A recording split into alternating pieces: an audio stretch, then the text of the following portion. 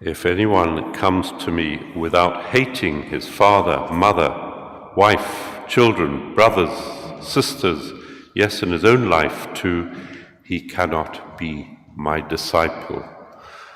Well, what a paradox. Elsewhere, Jesus says we must love our enemies.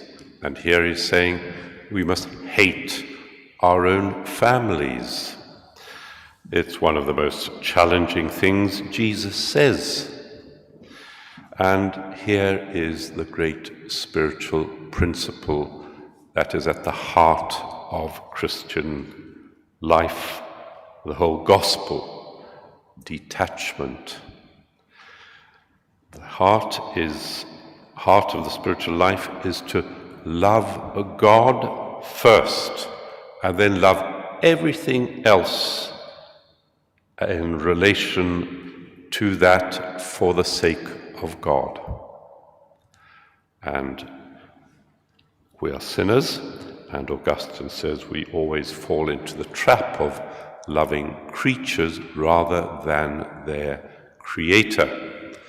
And that is what Jesus is warning us against, that if we love anything more than God, then trouble ensues. So Jesus first and last in our lives, and in typical Semitical fashion, with gross exaggeration, Jesus says, unless you hate. If you have Jewish friends, they speak in this often exaggerated way.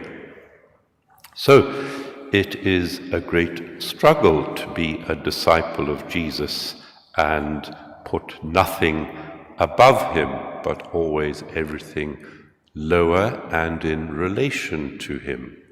And St. Paul, in the first reading, makes clear that it's not easy, he tells us, to work for our salvation in fear and trembling.